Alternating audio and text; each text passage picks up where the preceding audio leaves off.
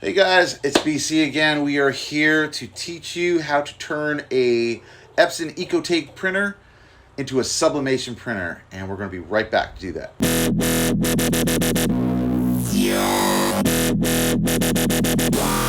So today we're going to be talking about sublimation, guys. Sublimation is a type of printing that goes on polyester. It basically, heat will release the gas of the ink. The ink then transfers onto the substrate and becomes part of that substrate. There's a couple rules to this. You can't sublimate on dark materials. In other words, you can't sublimate onto a black shirt. That won't work. But you could sublimate onto some HTV, white glitter HTV, that is, because that's what has polyester in it. And you're able to sub onto that and then actually sub that, heat press that right onto a black shirt or cotton shirt or whatever. But in general, sublimation works on light colored garments. So white, a light heather athletic, and it has to be high count polyester. What do I mean by that? At least 65% or more is what I suggest, guys. You can do a 50-50 shirt, like half polyester, half cotton, but know that 50% of the image will be gone, okay? On a 100% polyester shirt, it's gonna look amazing. The colors are gonna pop. And even on a 65% shirt, I use the Bella Canvas viscose. If you haven't used Bella Canvas before, definitely check them out. They have some great shirts for HTV and sublimating. So definitely check out the viscose. I think it's VICOSE. I think that's how you pronounce it. I'm not quite sure, but it has a 65% poly count, which will allow you to sublimate on, and it looks great. Next Level also has one. I think it's called the 6200 shirt. I think that's what it is. Same thing, 65% polyester. If you can find 100% polyester shirts or sweatshirts or whatever, that's going to look best. So know those two things. It has to be light colored and it has to be polyester. If you're doing this on a cotton shirt, it won't work, guys. It won't transfer properly. It's binding to the polyester fibers, so you need something with polyester. What's good about this, that doesn't fade. It becomes that actual material. So that's what's nice about sublimating, which is different than HTV or screen printing or plastisol transfers, which is screen printing basically, or direct to garment, which all lay a pigment on top. And then, as you wash it, pigments will slowly start to fade. Sublimation is different. I was introduced to sublimation because I worked in a big company that we made trade show booths with big, sublimated materials wrapped around frames. So when I first was thinking of sublimation, when someone told me you could do it at home, I was like, there's no way. I don't have the room for the printer, because all the printers I ever saw were 10 feet wide. They're huge. So this was different. And I saw a video on how to do this, and it explained it, but I don't think it went through things quite enough, so that's why I made this video. I wanted to make it really easy for somebody, because I know that a lot of people that are doing HTV currently, if you don't know what that is, that's heat transfer vinyl. There's other videos I have that are on that as well. You'll already know that you have to keep your design simple. You have to work within your boundaries with HTV, because you don't want to create too many colors. It's going to create too much work for you.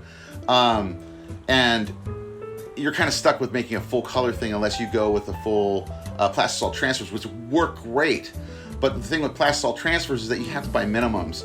So unless you have a design that is cracking, it's kind of hard to just throw out cash towards a design that might not even sell. So sublimation on demand is the way to go for certain types of stuff. If you're okay selling white shirts or light colored shirts and you're okay with that, this is the way to go. If you want, sorry about that. If you want to do, if you guys want to do a full color, all over t-shirt, sublimation is actually the way to go. This is how you do it. Can you do it with a small heat press? People are doing it with a small heat press. What they do, they're taking boards and they're putting the shirt on and then kind of moving the board around and pressing it. You still kind of need, I think, at least a 16 by 20 to make it work right for a heat press size, but it is possible. I wouldn't totally suggest that we have a small heat press, but it's possible. So anyway, I wanted to first also give a shout out to Big Brando. If you haven't checked out his channel, go check that out. This guy's on a serious hustle, man. He teaches you some legit stuff, and I've been following him for a while. And he did a post the other day on somebody was calling him out, saying that his silhouette vinyl cutter isn't going to make him any money, which is hilarious because I know he's probably made thousands doing it. I've made thousands using a little Cameo. It's right there. This little puppy right here. And mind you, that's first generation I got for 75 bucks or 80 bucks, I think, out of Craigslist. And it's kept me going. Actually, I think I got it for 100 bucks, but still. And that thing's a workhorse, man. And I kick out shirts all day with that thing. And it made me think, you know, there's a misconception, I think, in this whole POD, print on demand thing that's going around, because I think also a lot of the gurus, they're all teaching you different methods, you know, different ways to attack this. And there's a little bit of a snobby thing going on with old print guys, you know, that come from the old school, like, you know, screen print shops, that kind of stuff. You know, the reality is it only matters what the customer thinks. Bottom line. If the customer's happy, smiling, walking away, and coming back for another shirt, you did your job. It does not matter if you have a Cameo silhouette. It doesn't matter if I'm using a $200 Epson printer to make sublimation. It doesn't matter. If the product's good, the people are stoked on the product, you've done your job. So, shout out to Big Brando, man. He knows what to do. And, you know, follow that advice. That's why I'm making this video. You don't need thousands and thousands of dollars, guys, to get started. You know, you could always do that down the line. You start becoming successful, then put money back into the business. But for people just starting out, I think it's really important to know this is a long-term business. This isn't like you're going to make a shirt and make $1 bazillion overnight. It's just not going to happen. You know, it's rare if it does. And even then, it's going to be that one shirt. You know, you got lucky with one shirt. So this is more about building a business. It's more about doing it yourself so that you actually have other options. You don't have to just sell online. You can sell to your local church or your teams or whatever. So anyway, let's hop into the video. This is how you set up a sublimation printer. Go. Okay, so these are how the inks come inside here. This is, again, is Lucky Ink brand. Make sure it says Sublimation Ink right here. It's very important. It can't be regular ink, guys. It won't work. It has to be sublimation. And this was made for the Epson. These are the bottles that it comes in. You have your magenta, cyan, yellow, and black. Again, make sure that it does say Sublimation Inks here, guys. You don't want regular ink. That's not going to work for you. Now, it comes with this. Okay, do you see these? These are syringes. Exactly. You're like going like, what the heck is that? So the syringes is how they tell you to put it into the printer. We're not going to do that. We're going to do what I said before. We're going to use those bottles because they have a cap on them that perfectly fits into the Ecotank. And then we're going to just transfer the inks. Okay, so here we have the CMYK inks. These are the Epson inks. These are the ones that came with the printer. Now we're going to empty these out into these cups, and then we're going to refill them with the sublimation ink. So let's get doing that. To open these up, okay, you grab it. Make sure to take this top cap off and do a slight twist. You're going to feel it kind of like do a little bit of a pop, and keep twisting, and then it will be open just like that. See? And now you can just pour that into the glass. But you know what I should have probably done first is put on my gloves. So let's put on. All right, here we go. Okay, so now we have some gloves. Always use some latex gloves, guys. You don't want this ink all over the place. So anyway, we're going to take this one.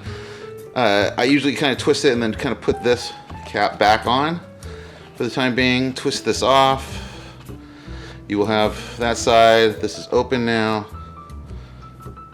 And what we can do is take a cup and we're just going to pour all this in.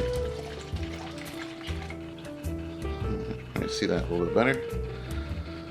Okay, so we have entered all the ink into that cup, and we're going to let that kind of drain out a little bit more.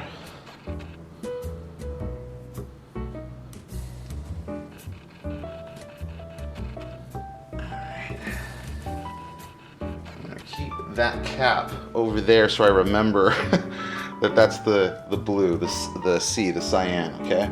So let me go wash this off now in the sink really quick.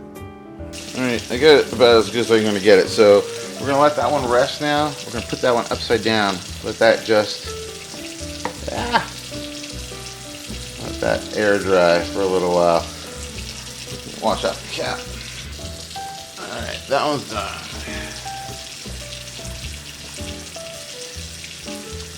Same thing. Twist this off first.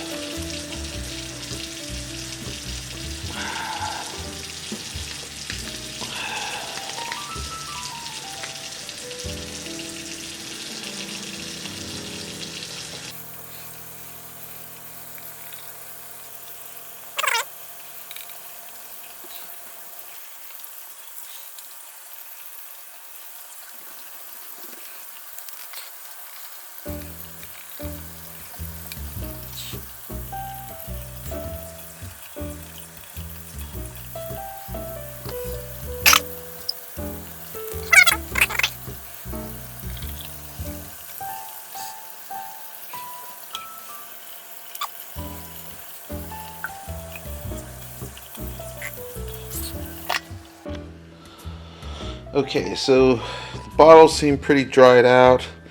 Now I'm going to kind of fill them up. So I got everything kind of lined up. Now the bottles, I think the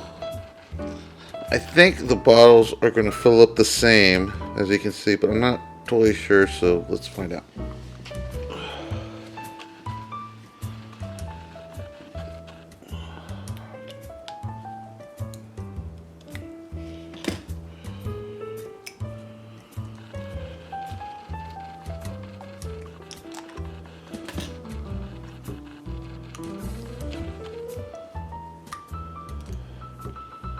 Again, messy, guys. It's messy. It's messy because it's ink. Put this back on. What's nice about these bottles is that this top part screws off, so it gives you a way to put it in to this bottle pretty easily. So let's do that. I'm gonna move this stuff over a little bit here.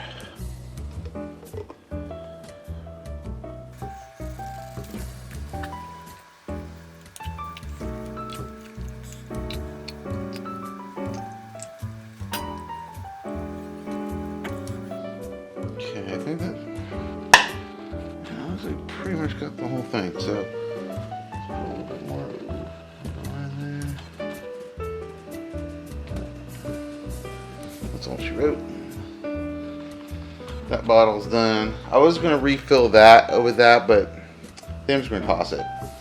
So let's just wipe this bottle down a little bit on the edge here. Got a little bit seeped out, but that's okay.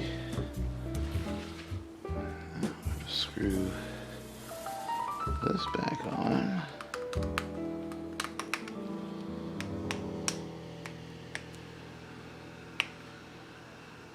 That's really nice and tight. And I have it refilled now in the original. Let's move this over here. Okay, so now I have it in the original one. So now all I have to do when I go to my printer is put it in, and this now has the right way, the right connection for it to go in. So I'm just going to go ahead and do the same thing to all the rest of these, and then we'll see you in a second.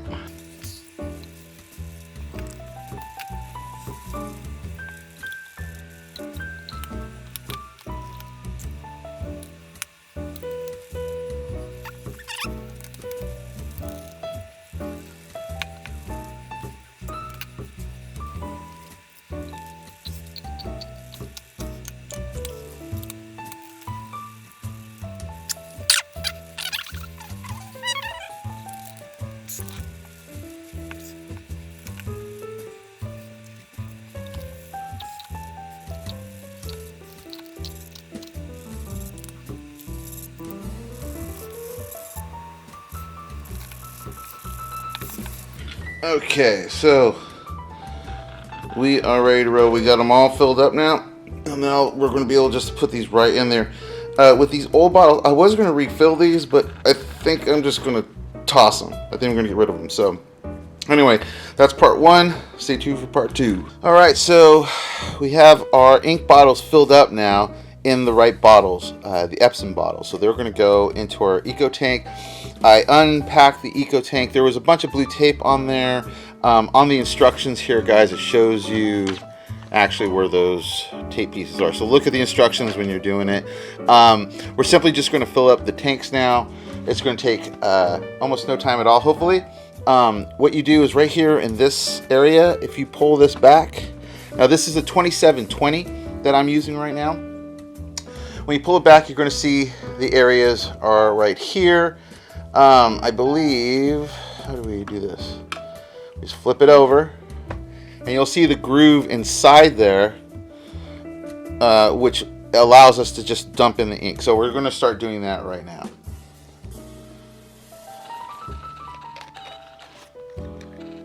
Okay, make sure that that's on pretty tight. I'll make sure double checking.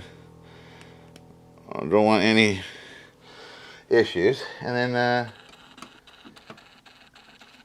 and you can hear it go, and now it's starting to fill up the tank down below, and we'll just wait for that to totally fill up. You can actually hear it. Almost sounds like someone drinking a tall beer. Anyway, it's filling up. I can see it filling up right now. You can see down there, it's starting to fill up.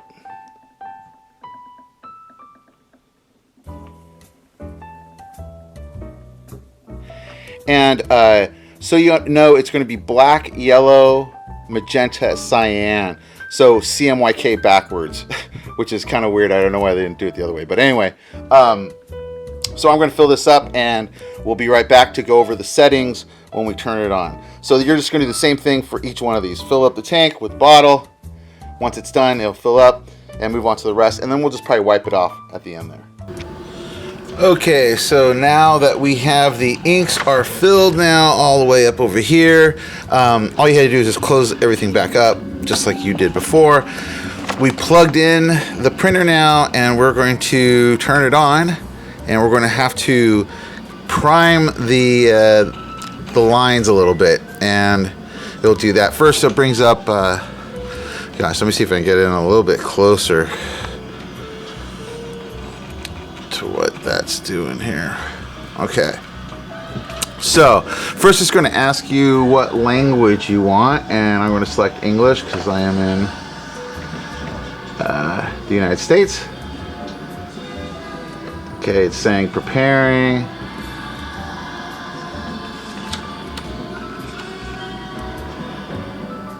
And it's going ahead and doing things.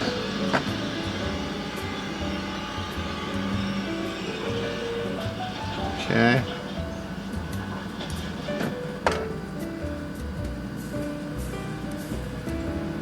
Okay.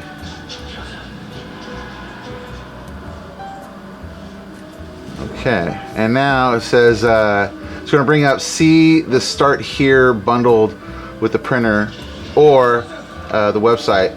So that's these instructions right here that came with it. And so basically what it tells us to do is after all this, we're going to hit this question mark button, and we're going to press and hold it for 5 seconds. 1, 2, 3, 4, 5. There we go. And then it says to press the start button, which is this one over here, to start the ink charging. And now we just let this go for about 10 minutes, and it's going to start initializing all the inks into the printer.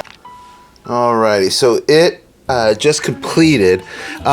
It said, I noticed that a lot of the ink got used a little bit, and it also said in the instructions you can top it off afterwards. So that's what I'm going to do, because we had some remaining ink left in these, especially the black. The black seemed to really get in there. So I'm going to top this off with whatever I have left. I can hear it still filling up. That way we're starting off with completely filled tanks. I was wondering, because there was extra left in each one of these. So I'm assuming that's why it was for the top off. So sounds like it completed. Let's get that done. Yeah, that pretty much took all of it. So I'm going to go through each of these really quick and just top them off. All right, guys, so we have everything topped off.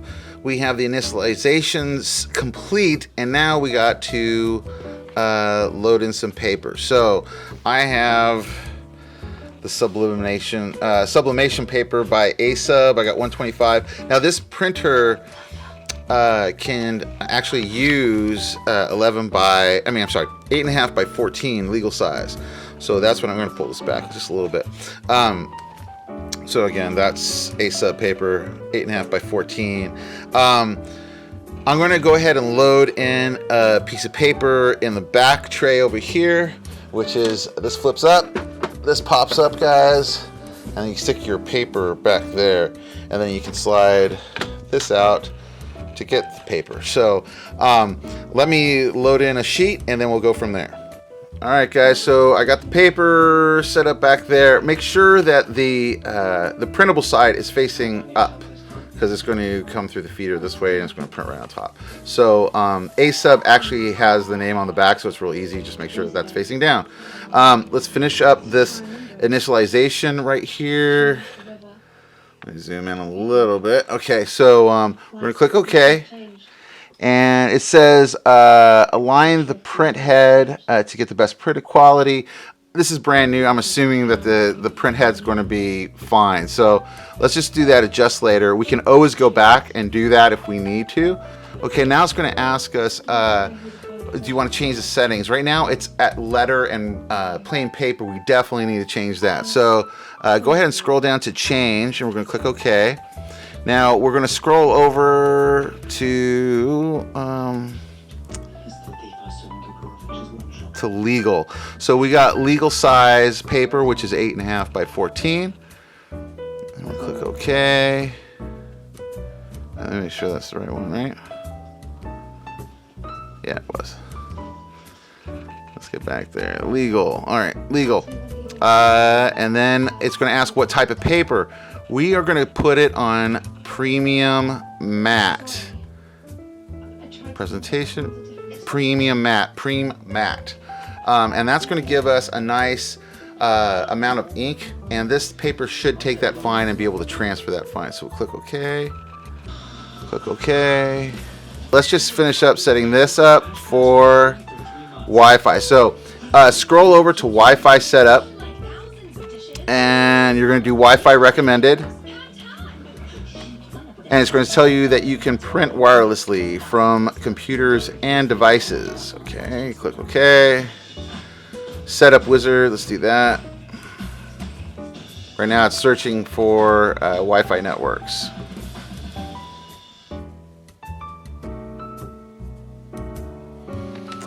Okay, and there we go. Proceed. Premium. There you go.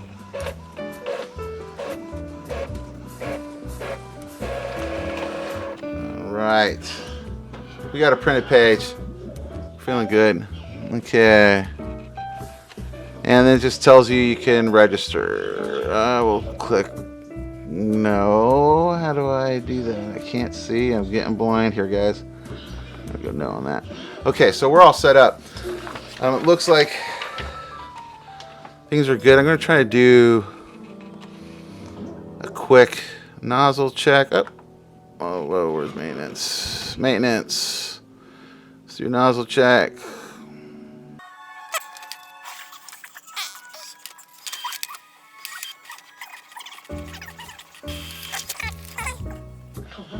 Okay, so there's my nozzle check. I don't know if you can really see it. I'm missing a couple little spots. So, yes. I'm going to clean the print heads a little bit. Okay, we did a little bit of a print head cleaning, and we're just going to finish her up. One more little nozzle check.